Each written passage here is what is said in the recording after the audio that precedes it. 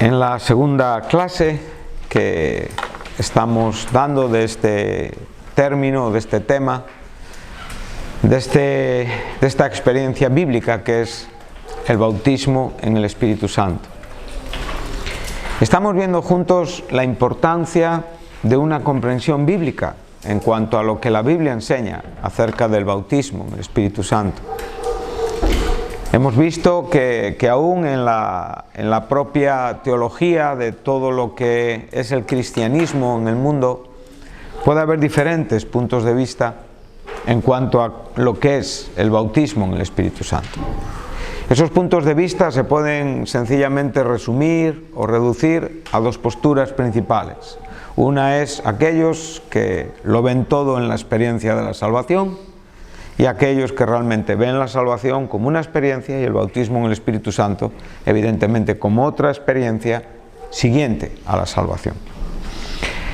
Claro, de una manera o de otra cambia mucho, como yo contemplo la Biblia, porque no solamente es una idea en cuanto a si el bautismo en el Espíritu Santo es algo que Cristo me da después de ser salvo, o algo que realmente yo recibo en el momento de mi salvación. Bueno, esto va a afectar a muchas otras partes de la Escritura en cuanto a la interpretación que tendrás. Casi todos vosotros estáis comenzando a estudiar la Biblia. Sois jóvenes en Cristo. No hay mucho tiempo desde vuestra conversión en la vida mínimo de casi todos los que estáis aquí. Habéis sido bautizados en agua y por lo tanto estáis en un momento importante para asentar fundamentos en cuanto a una idea correcta de lo que la Biblia es y enseña, porque esto va a determinar mucho tu acierto como cristiano y evidentemente tu influencia en otros. Entonces, cuando estamos hablando del bautismo en el Espíritu Santo, estamos presentando primero un principio fundamental de nuestro credo. O sea, de nuestra declaración de fe. Creemos en el Espíritu Santo en cuanto a lo que Él es y representa en la Escritura. Él es Dios, Él es una persona y es la tercera persona de la trina deidad de Dios. Igual a Dios, coigual a Dios en atributo, en esencia y en sustancia. No hay diferencia entre Dios y el Espíritu Santo.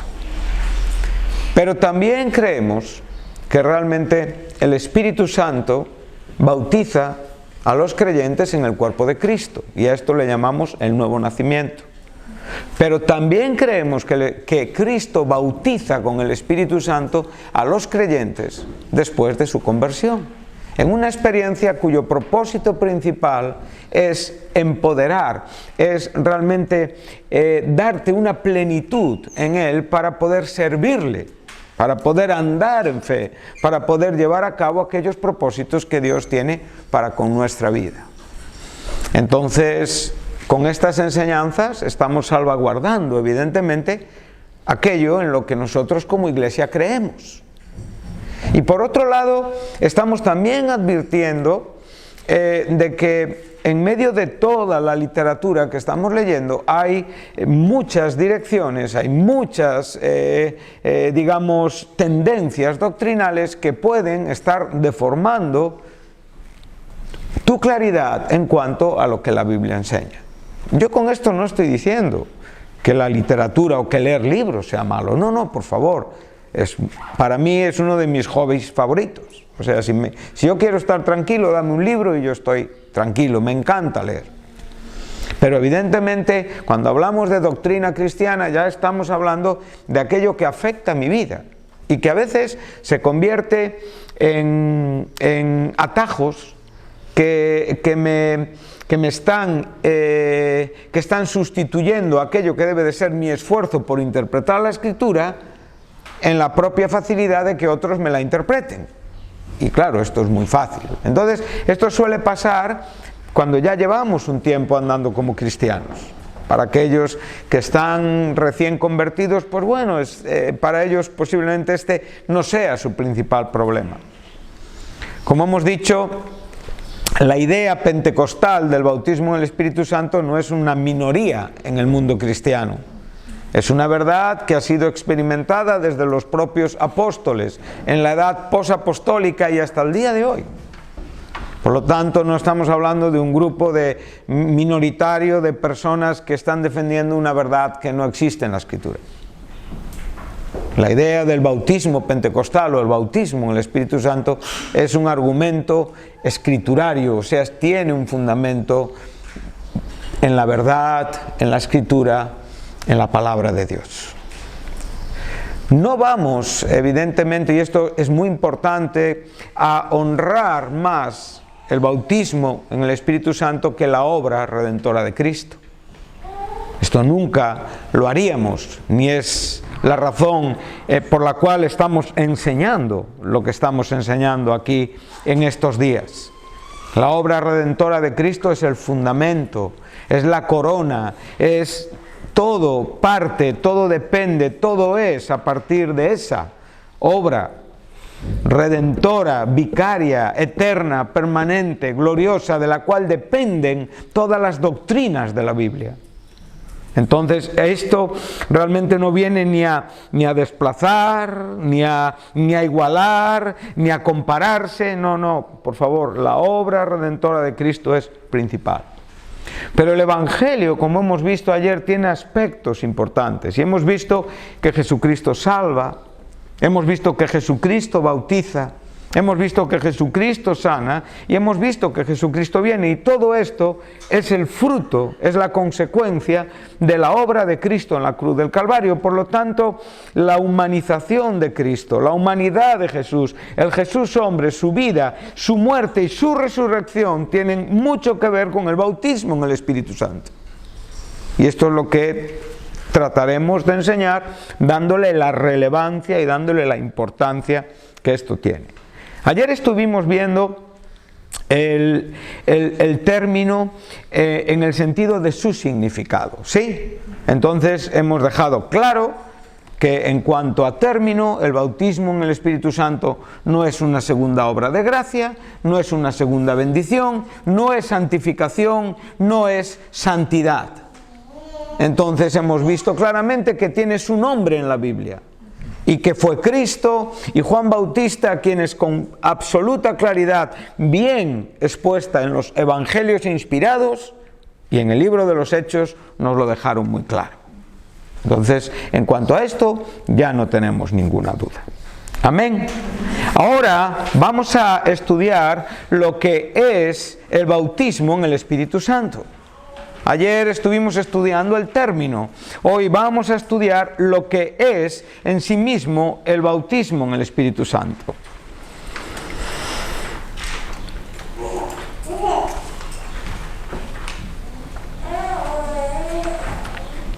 Si tomáis las hojas que os he dado ayer, lo veréis en el punto B. Entonces ahí es donde tenéis que escribir los textos que os voy a dar para después seguir vuestro estudio en una manera personal. ¿Vale? Entonces hemos dejado claro, no podemos llamar al Espíritu Santo con otros términos.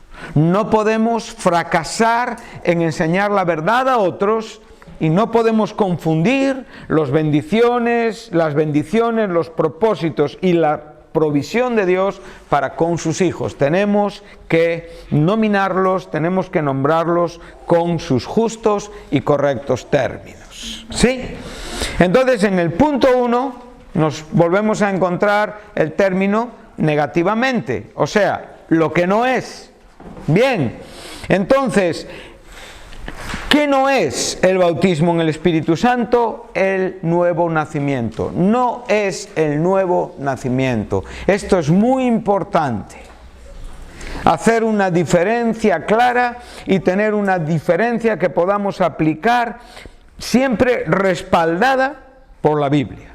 ¿Sí? Entonces no es el nuevo nacimiento, es una obra subsecuente o subsiguiente.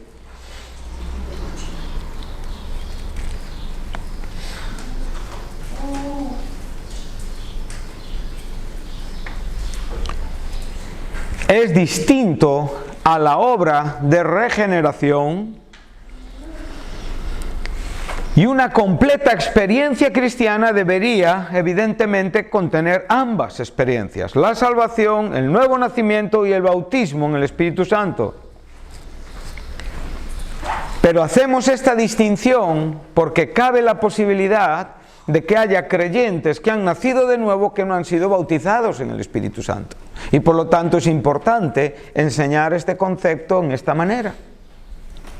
Lo primero que entendemos es que es una obra diferente al nuevo nacimiento, o sea, no es el nuevo nacimiento. Es una obra, como hemos dicho, subsiguiente o subsecuente. O sea, ¿qué quiere decir esto? Que es una cosa que va después de otra.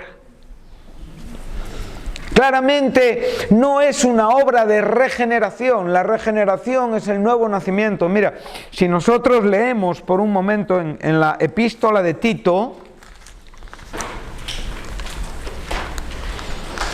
veremos con mucha claridad lo que estamos hablando. En el verso 5 del capítulo 3 de la epístola del apóstol Pablo a Tito,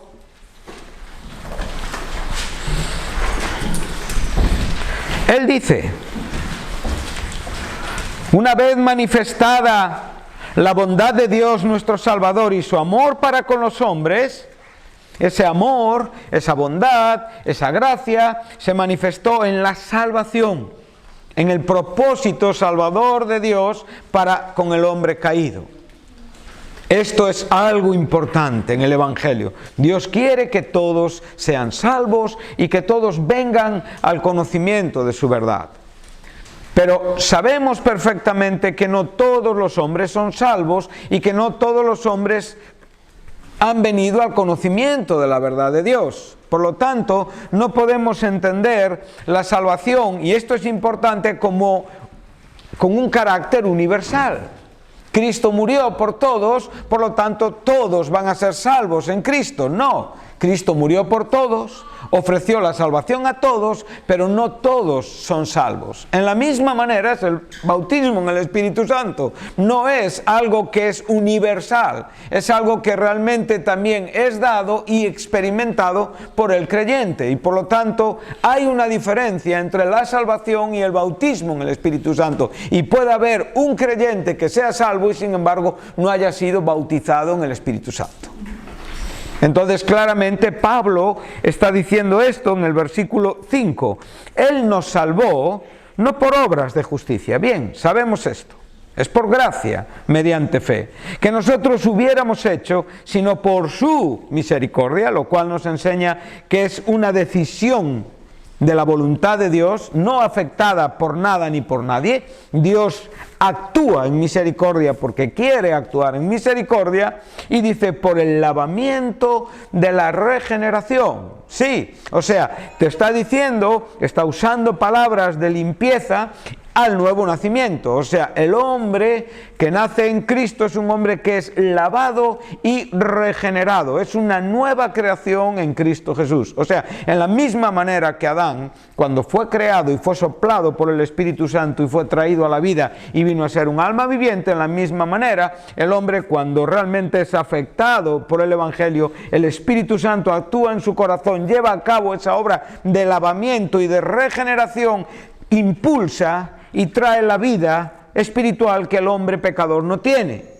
Y en este momento se produce esta nueva creación y viene a ser vital, evidentemente, por la acción del Espíritu Santo. Entonces viene a decir, como Jesús enseñó a Nicodemo, hay que nacer de agua y hay que nacer del Espíritu Santo. ¿Sí?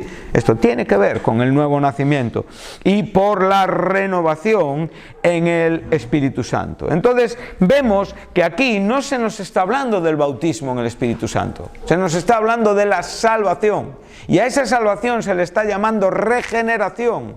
Por lo tanto vemos que hay una clara diferencia entre la regeneración y el bautismo en el Espíritu Santo. ¿Sí? Amén. Entonces, viendo esto, vamos a demostrar por medio de la Biblia, con algunos versículos, que realmente el nuevo nacimiento es diferente al bautismo en el Espíritu Santo. El primer ejemplo que tenemos, si dais vuelta a vuestras hojas, yo lo que haría sería sacar la grapa, separar las hojas para que las manejéis mejor. Entonces ahí tenéis 3 subdivisiones, ¿sí? Y nos hablan de los apóstoles, la división 1.2, los samaritanos, bajo el ministerio de Felipe, la subdivisión, la punto 1.3, y nos habla también de los creyentes de Éfeso. Si os dais cuenta tenéis un error, han puesto efecto, ahí pon Éfeso, no es efecto. Bien, entonces vamos a ocuparnos de esto que estamos hablando. Los apóstoles, en esa división que tenéis ahí, fueron convertidos bajo el ministerio de Jesús. Juan 1:35 lo podemos ver.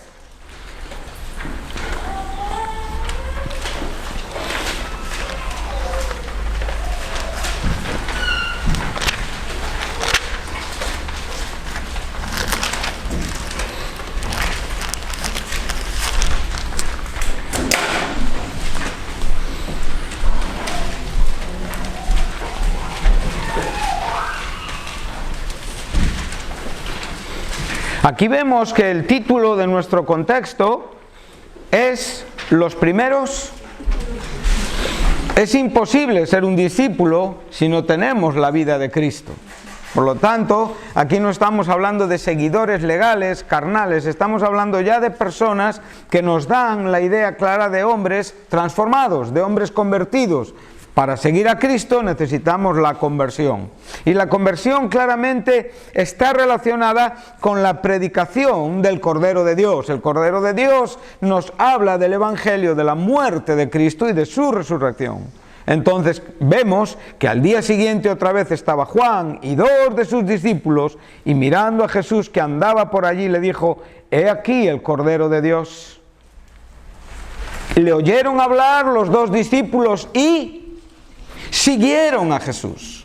Todas estas personas son personas que se han convertido a Cristo, ¿sí? Que han recibido la palabra y que han sido transformados por Dios. Sí, vamos a continuar.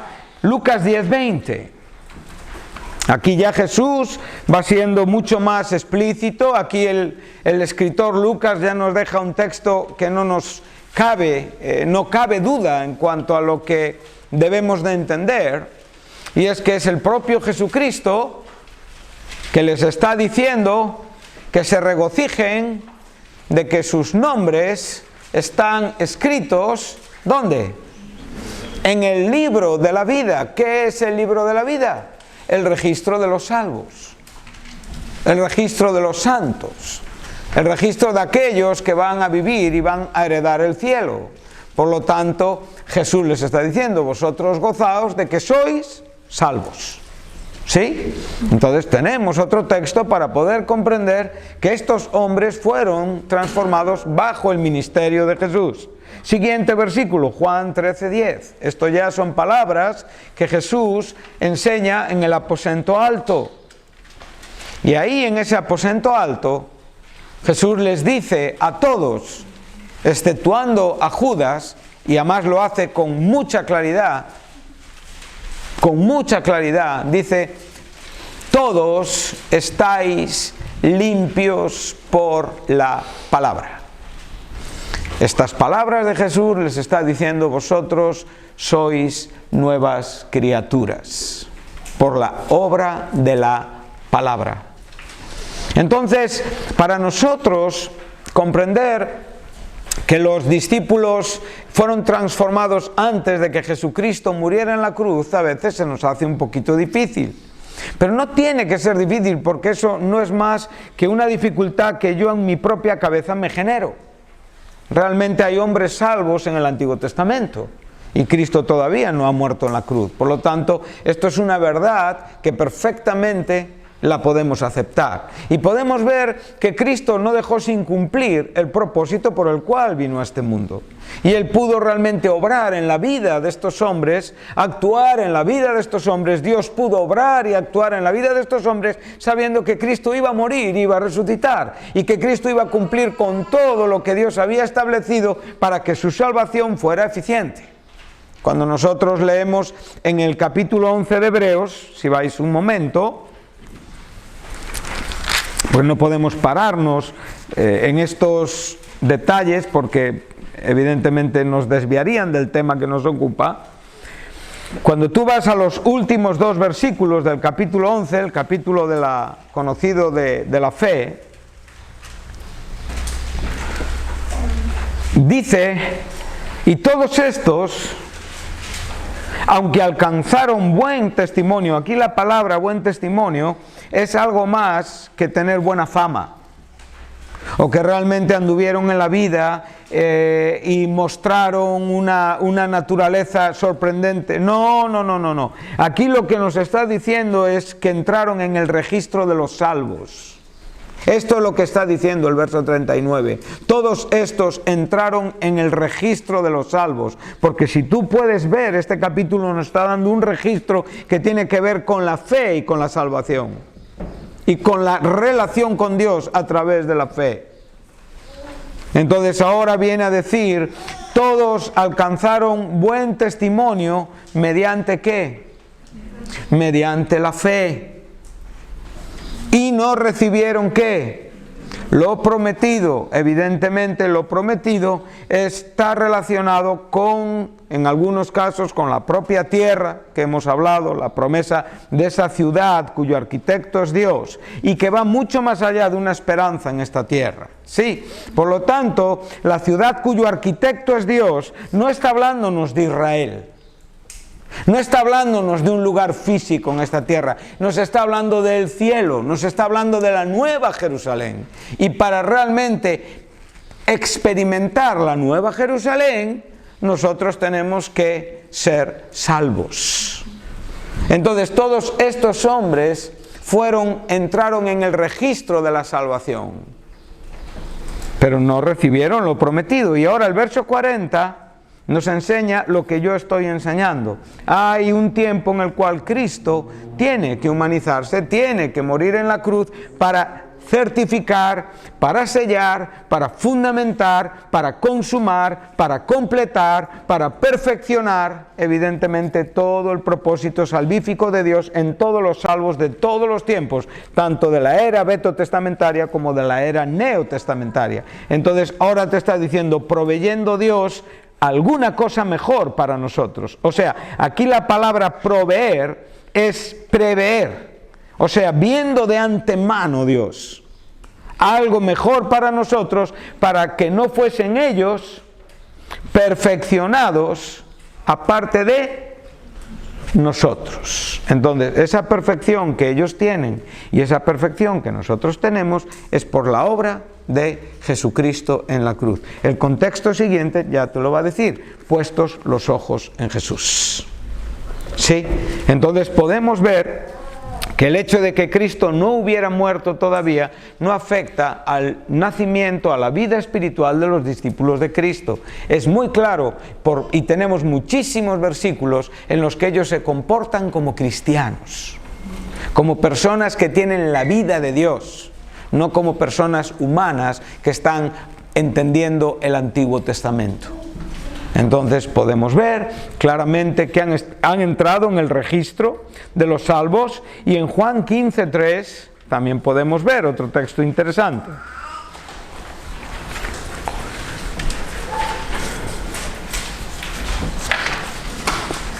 Ahora, ¿qué te va a decir? Te va a repetir lo mismo que hemos leído un rato antes en el capítulo 13. ¿Sí? O sea, Jesús reitera su declaración y les dice claramente: vosotros estáis limpios, y otra vez estáis limpios por la palabra. Por lo tanto, esto nos ayuda a ver, a entender que la salvación está relacionada con el Espíritu Santo y con la palabra. Nacemos de agua, que tipifica la palabra, y nacemos del Espíritu Santo, ¿sí? Veremos la importancia que tiene el Espíritu Santo y la palabra desde Génesis. En el principio creó Dios los cielos, la palabra de Dios, y vemos el Espíritu Santo moviéndose, interactuando claramente sobre una tierra desordenada y vacía, y evidentemente trayendo el orden. Cuando nosotros venimos al Nuevo Testamento, la palabra es el verbo, es Cristo. Por lo tanto, podemos ver al Espíritu Santo absolutamente en una relación perfecta con la palabra. Sí, llegaremos ahí. Todo esto es maravilloso, chicos. Todo esto da sentido a la Biblia. Y ahí donde nos cuesta, yo veo personas en esta mañana que no son capaces de seguir, porque no tienen todavía una conexión espiritual con la palabra. Pero si tú tienes una conexión espiritual por medio del Espíritu Santo, vas a echarte como quien se echa en una piscina a nadar. Y vas a disfrutar de Dios entendiendo sus principios. Entonces Jesús les está diciendo, todos estáis limpios. Todos. Y el término, el verbo limpiar, nos habla de una limpieza total. ¿Sí? Hemos aprendido esto y nos acordamos cuando Jesús le dijo, hay que lavar los pies a Pedro. Eso era una manera de lavar una parte del cuerpo. Pero aquí nos habla de una limpieza total.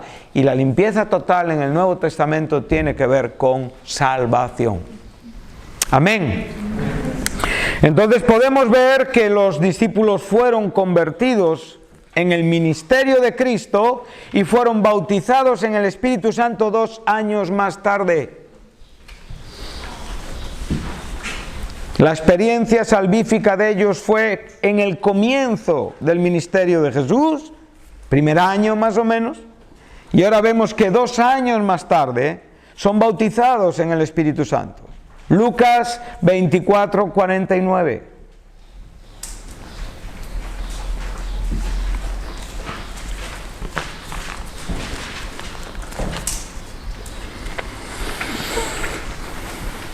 Bueno, si no hubiera nada más que esperar, si no hubiera nada más que recibir, si la salvación hubiera sido el todo para ellos, ¿por qué les manda esperar el bautismo en el Espíritu Santo?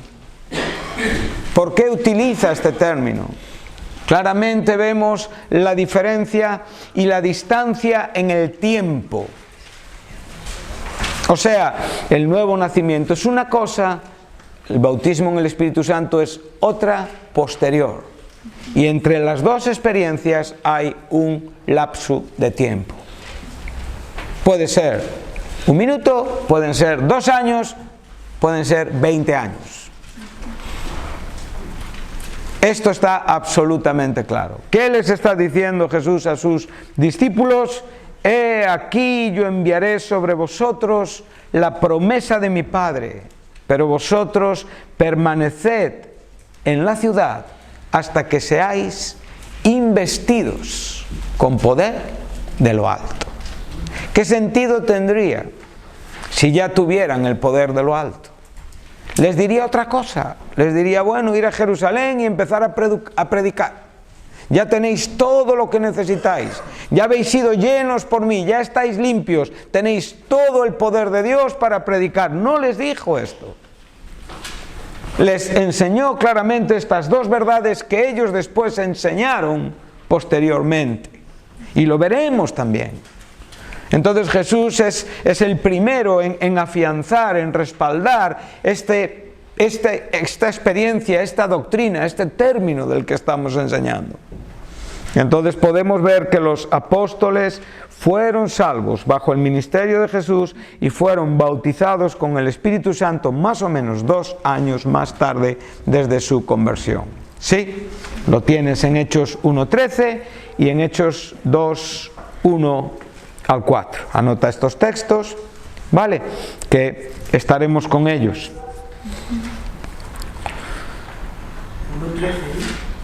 Hechos 2:1 al 4.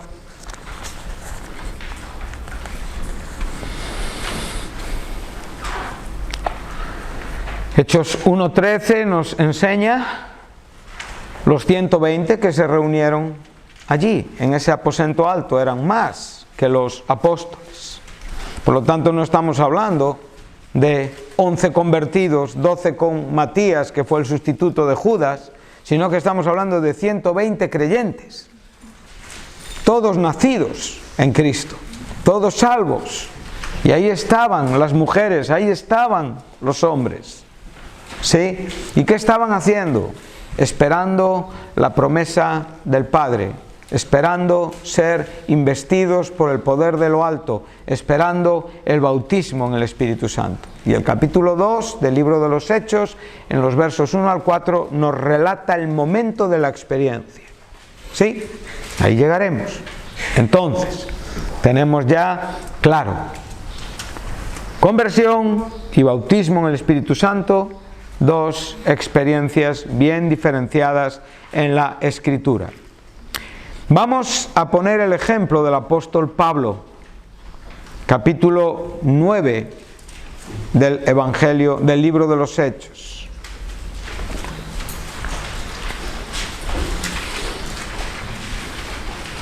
Bueno, antes tenemos los samaritanos, podemos ir primero a los samaritanos, el orden correlativo es más correcto. Los tenemos en el capítulo 8, versículos 5 al 8.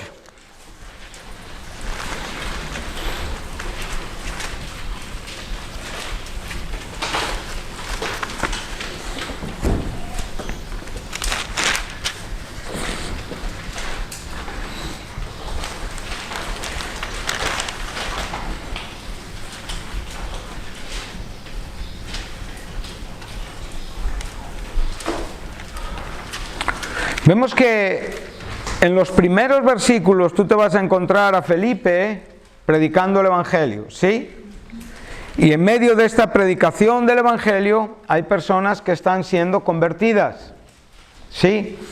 Entonces, cuando tú llegas al versículo 14,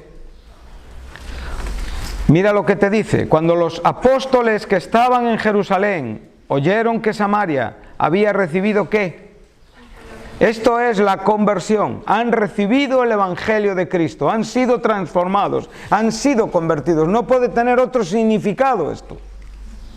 Sencillamente no es que oyeron la palabra, es que han recibido la palabra, han aceptado el Evangelio. Aquí la palabra está ilustrándonos, está enseñándonos que es el Evangelio. Entonces fueron Pedro y Juan. Verso 15, los cuales, habiendo venido, oraron por ellos y recibieron el Espíritu Santo. Aquí otra vez, ya no solamente tenemos la experiencia apostólica en cuanto a lo que vivieron los apóstoles bajo el ministerio de Jesús, sino que aquí ya estamos viendo a los apóstoles en su función en cuanto a la predicación, y vemos que Felipe predicó el Evangelio, que hubo personas convertidas bajo esta predicación, y que una vez que vienen los apóstoles representados por Pedro y por Juan, oran por estos creyentes y reciben el Espíritu Santo. Entonces es que cuando se convirtieron no tenían el Espíritu Santo. ¿Quién convence de pecado? ¿Quién sella nuestros corazones? Dios, ¿con qué sella la seguridad de que somos salvos? Con el Espíritu Santo. Eso lo enseña Efesios 1:13 y 1 Corintios 1:22 con total claridad. Somos sellados con el Espíritu Santo. Entonces, ¿para qué fueron Pedro y Juan? Si ya lo tenían todo. Evidentemente, nos enseña de nuevo que el nuevo nacimiento es una cosa y que el bautismo en el Espíritu Santo es una experiencia posterior necesaria para la vida del creyente. No viene a completar la salvación, no viene a perfeccionar la salvación. Si tú estás aquí esta mañana y no has experimentado esta bendición de Dios, tú eres salvo. Tú vas a disfrutar de las glorias del cielo, pero evidentemente tu vida en Cristo va a ser mucho más plena y mucho más preciosa con el bautismo en el Espíritu Santo. porque tiene que ver con tu vida y con tu servicio, no con tu salvación. Ya eres salvo. Entonces, estos apóstoles vienen y estos apóstoles oran por ellos. Esto es evidentemente una praxis de carácter pentecostal, ¿sí?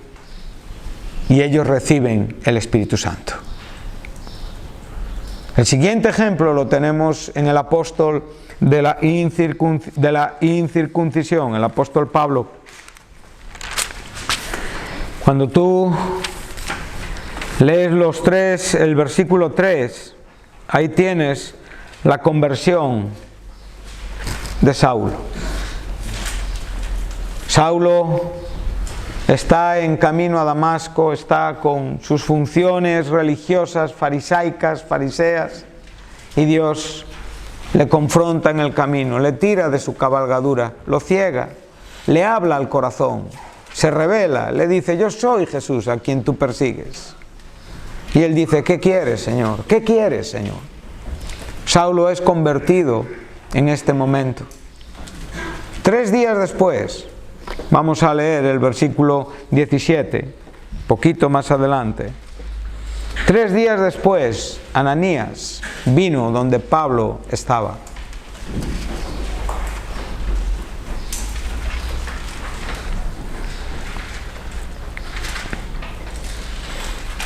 Dice así: fue entonces Ananías y entró en la casa y poniendo sobre él las manos dijo: hermano Saulo. No se le puede hablar a alguien que no es cristiano en términos de hermano, ¿no? No. Esto ya nos queda claro, no necesitamos tener una gran teología, es muy sencillo. Ananías había aceptado ya a Pablo, ¿no? Él sabía quién era Saulo y él le llama hermano Saulo, ¿sí? Posteriormente llegó a ser Pablo. Saulo es un nombre que es etimológicamente igual que Saúl, ¿sí? Es un nombre hebreo. Pero vemos claramente que él le dice a Dios, y lo tenemos ahí en este capítulo cuando le dice: pero Señor, ¿tú no sabes quién es este hombre? Este hombre persigue, mata, encarcela. Dios le aclara, le dice: este es un instrumento que yo escogí para ser mi apóstol. Este es un instrumento que yo escogí para ser testigo delante de reyes. Es un instrumento que yo escogí para sufrir por mí. El servicio de Pablo tiene un vínculo estrecho con el bautismo en el Espíritu Santo. Y ahora cuando Ananías le dice: hermano Saulo, el Señor Jesús fue quien se te apareció en el camino por donde venías. ¿Y ahora qué? Me ha enviado. ¿Para qué? Para que primeramente recibas la vista, el efecto que realmente todavía estaba con las consecuencias de esa ceguera que él vivió. Curiosamente, Pablo, después como creyente, se supone que era un hombre con grandes problemas de vista. Hay quienes creen que el aguijón del cual habla Pablo es la vista. Era un hombre que tenía una enfermedad en los ojos. Por la carta a los Gálatas y por otros textos, incluso cuando al final del libro de los Hechos él insulta al sumo sacerdote, se cree que él no ha sido capaz de reconocerle por su problema de visión y tiene que retractarse y decir: no sabía, porque nunca hablaría así a un príncipe de Dios. Por lo tanto, es muy curioso. ¿Qué vista es la que Dios le dio a Pablo? Una vista espiritual. Es la que tú necesitas y es la que tú tienes o no tienes. Es la que te vincula con la Escritura, es la que te vincula con el propósito de Dios, es la que te vincula con la vida. Cuanto antes te des cuenta de estas cosas, antes tu vida será más eficaz y más eficiente. Cuanto antes comprendas que lo que tú ves no llega, que necesitas la influencia de Dios para tener una vista de alcance espiritual, antes actuarás en consecuencia, antes sentirás la necesidad. Pero el problema está en sentir la necesidad. Hay personas que claramente no sienten la necesidad, tienen un cristianismo controlado en su mente, tienen un cristianismo plácido, tienen un cristianismo que no está inquieto, tienen un cristianismo que es útil para el entorno donde viven, tienen un cristianismo que únicamente busca acomodar su vida en la existencia que uno tenga que vivir. Pero aquí estamos hablando de hombres que se abandonan a la voluntad de Dios, que confían en la voluntad de Dios y que realmente son dotados de una visión que no tienen los seres humanos normales. De una visión que muchas veces aún los cristianos no tienen porque no la buscan. Entonces, si tú estás aquí en esta mañana, para ti es esta bendición. Que puedas comprender que el ser creyente no es una objeción, no es una contradicción, realmente no es un estorbo para que puedas comprender un asunto tan importante y tan maravilloso como el bautismo en el Espíritu Santo. Quizá puedas comprender que lo que vives en Cristo te das cuenta que algo está faltando. Que sí, que sabes que eres cristiano, que das gracias a Dios por la vida, que te vas a ir al cielo. Sí, todos estos goces son maravillosos y como digo, la salvación es el fundamento principal por el cual adoraremos a Dios eternamente. Pero sin embargo te ves sin un sentido práctico en la iglesia. No sabes hacia dónde, no sabes qué Dios quiere de ti, no sabes realmente qué es lo que tienes que hacer. Y la vida en la casa de los padres pasa. Algunos ya han salido de la casa de los padres. Habrá un día donde tú tendrás que cerrar la puerta y tus espaldas quedará tu padre y tu madre. ¿Qué vas a hacer para Dios?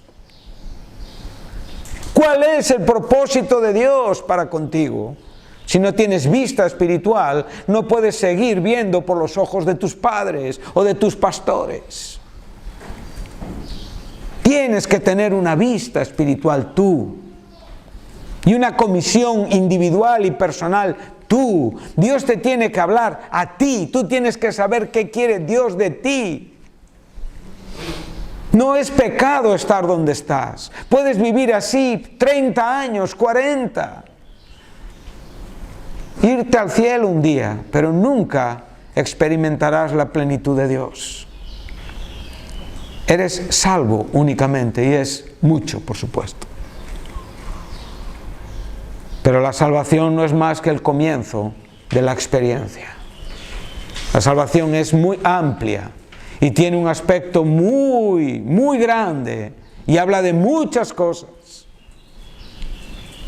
Y es una pena que estén pasando los años jóvenes de tu vida conformado a esto. Yo te puedo asegurar que Cristo no te va a decepcionar. Yo te puedo asegurar que Cristo tiene algo para ti y no es relativo a tu capacidad ni a tu edad. Puedes ser el más falto de intelectualidad entre un grupo humano y ser el más ungido de Dios. No tiene que ver con gente inteligente. La Biblia está llena de casos de gente inteligente. Pablo era un hombre muy dotado, pero no le sirvió de nada su dotación, nada aprovechó para su vida posterior. Todo lo consideró pérdida, es más, basura.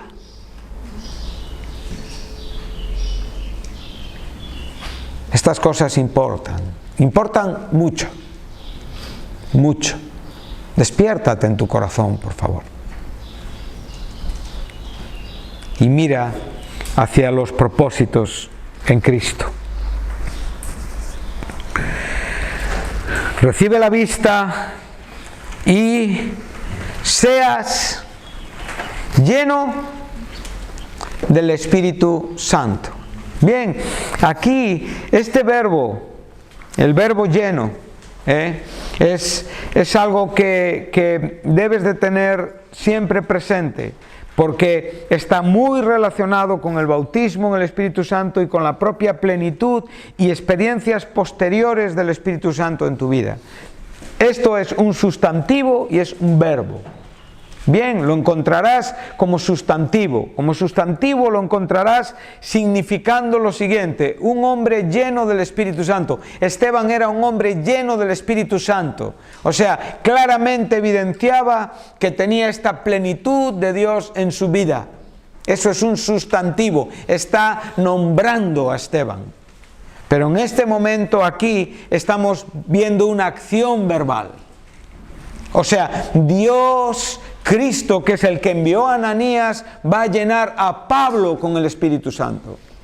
No lo va a convertir, lo va a bautizar con el Espíritu Santo. Y en este momento, sus escamas en los ojos, sus problemas físicos van a solucionarse. Y a partir de este momento, Pablo va a empezar a predicar el Evangelio.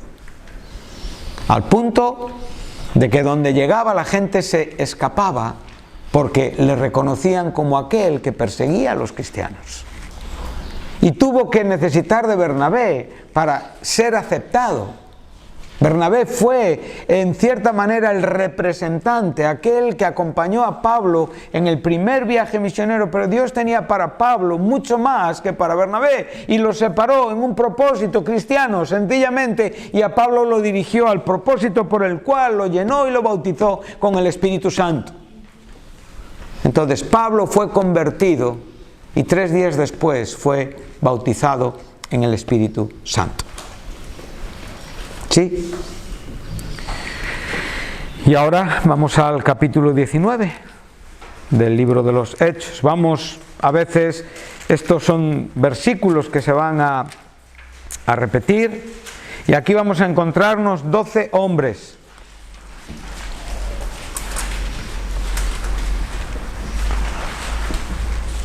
Estamos ya en los primeros compases.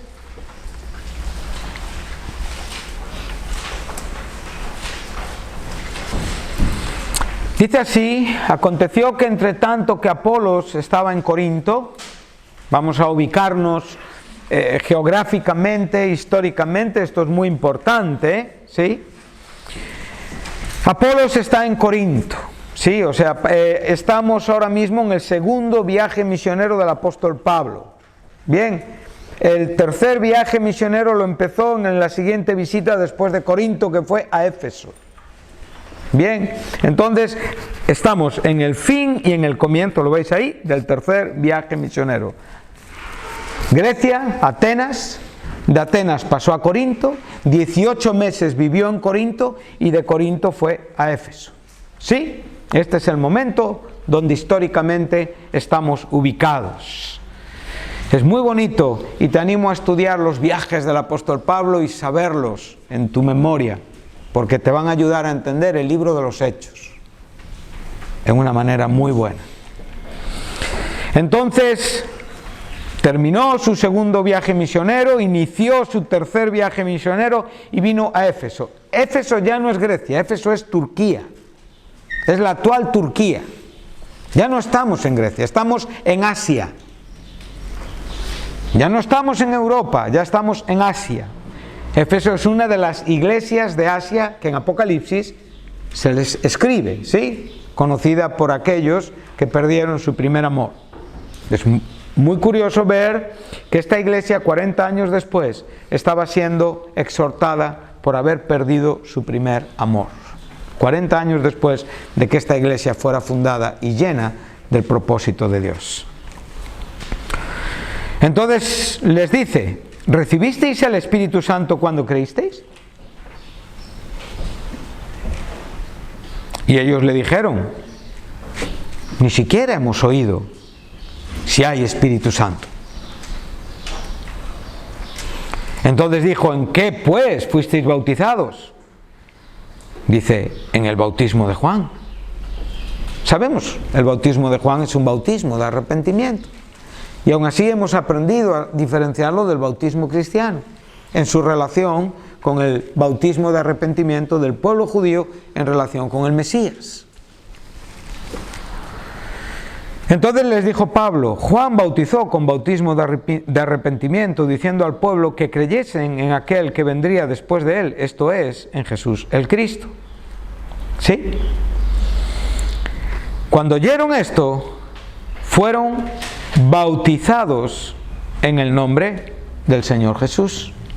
Ahora ya tenemos claramente aquí bien diferenciados, ¿no? Si nos cabe la confusión, vemos la conversión, vemos que hay un previo bautismo de arrepentimiento en el bautismo de la exposición de Juan, que nos puede servir. No sería un argumento para negar que realmente creyeron en ese momento, pero viendo, y aquí podemos valorar la importancia doctrinal que los apóstoles, que los cristianos de los primeros siglos daban a los asuntos. No eran las cosas de cualquier manera. La buena, la santa teología era importante, y lo que estaba en juego era el testimonio de Dios. Y por lo tanto, la actuación tenía que ser, evidentemente, guardando una relación estrecha y directa con la seriedad de la Biblia. Yo no sé lo que la Biblia es para ti. Yo no sé si prefieres otras experiencias a la Biblia. Igual estás aquí y por ti estarías en la piscina. O igual estás aquí y por ti estarías hablando con chicos o practicando otro tipo de diversiones. Si piensas así, considera seriamente la dirección que tú llevas en Cristo. Porque para ti no debe de haber nada más importante que esto, estar con la palabra de Dios. Porque sabes que es donde tú te estás formando. Porque sabes que tu futuro depende de estas experiencias que tú tienes hoy en la iglesia. Si tú quieres ser un pequeño saltimbanqui que anda de aquí para allá, que juega a ser piadoso aquí, pero después carnal allá, entonces esto tienes que corregirlo con urgencia, porque esto es un desequilibrio espiritual. Esto lo que muestra es que estás muy necesitado de una plenitud de Dios y que tu cristianismo está bastante frío. Porque evidentemente combinas las experiencias y honestamente en el corazón no están unas encima de otras. Claro, lógicamente le das la importancia, pero en la realidad no es así, a veces. ¿Amén? Amén. Entonces vemos la importancia de que la doctrina no puede ser ni expuesta, ni enseñada, ni recibida en cualquier manera. No es un juego la doctrina. La doctrina tiene que ver con almas eternas que para Dios son valiosas y por quien Dios envió a su Hijo a morir en una cruz. Y esto es serio.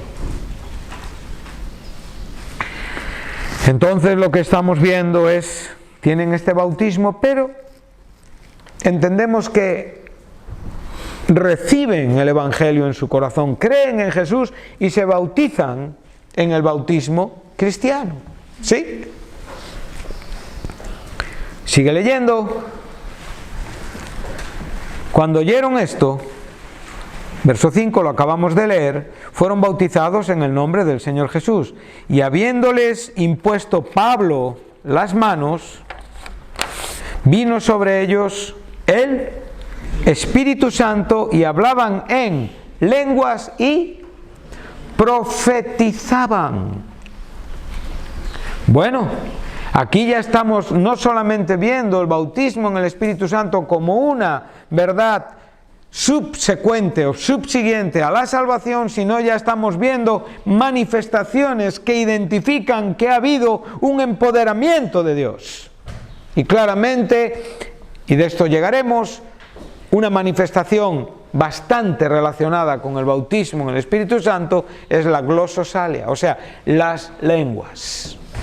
Bien, de esto hablaremos, no os preocupéis. Pero aquí ya vemos que estos hombres hay una gran diferencia en cuestión de momentos en su vida.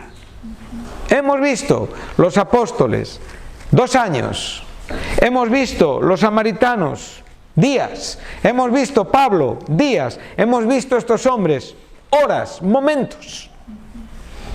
Por lo tanto, independientemente del tiempo que transcurra, lo que claramente vemos es que hay un espacio de tiempo entre una experiencia y otra experiencia. ¿Amén? ¿Sí o no? Y esta experiencia va acompañada de evidencias, de cambios, no en cuanto a ser un pecador, sino en cuanto a ser un cristiano dedicado en el servicio, en el amor, en la pasión, en el deseo, en el ideal, en la visión, para Cristo y evidentemente su ministerio. Esto es el bautismo. Esta es la razón del bautismo del Espíritu Santo. Y por eso, como digo, estoy enfatizando, repitiendo, recalcando, incidiendo en la importancia de ser despertados aquí dentro. Si algo me preocupa en la juventud es que realmente estéis pasando años en Cristo sin comprender esta verdad tan fundamental. Y creo que hay personas que la necesitan. Y creo que hay personas que en su juventud están empezando a poner un tejado antes que una pared donde apoyar el tejado. No acabes cuando tu vida está empezando. Estás empezando a andar con el Señor. Algunos cuentan, yo me convertí con 6 años, y con 8, y con 9, sí, pero ¿en qué serviste a Dios? ¿Predicabas a tus peluches? ¿A las muñecas de tu habitación? Posteriormente, la gran mayoría vivisteis la crisis de la adolescencia. Unos en una manera, otros en otra. La gracia de Dios os trajo al redil de donde Dios nunca quiso que salierais. Y estás en la iglesia. Y ahora eres salvo. Has sido convertido por su gracia. Te has bautizado en el agua. Pero ahora la gran pregunta es, ¿vivo una vida plena en el Espíritu Santo? Esto es lo que estamos tratando de decir. Bueno, eres joven, estás casado, bueno, trata estos asuntos con tu mujer y ella contigo. Eres joven, estás soltero, pues trata estos asuntos con Dios, busca consejo en tu familia, busca consejo en tus pastores, busca consejo en hermanos en la iglesia. Pero busca consejo en aquellos que te puedan enseñar, en alguien que pueda ofrecerte algo más de lo que tú tienes, ¿sí? Porque a veces, como digo, me encuentro en situaciones que me hacen un poco de gracia, ¿no? Y es que pregunto, ¿y quién te aconsejó? Y me dicen a veces personas que casi saben menos que el que está buscando el consejo. 2 ciegos de la mano van al hoyo. Tú lo que necesitas es una persona que te pueda enseñar lo que tú no sabes. Y estos son los hermanos, los creyentes que tú tienes que buscar en la iglesia para que te ayuden a complementar y a completar tu experiencia en Cristo Jesús. Amén. Entonces de esto se trata, Pues hasta aquí este tiempo. Vamos a orar, por supuesto, a pedirle al Señor que selle lo que hemos estado aprendiendo juntos, y esta tarde continuaremos. Muchas gracias.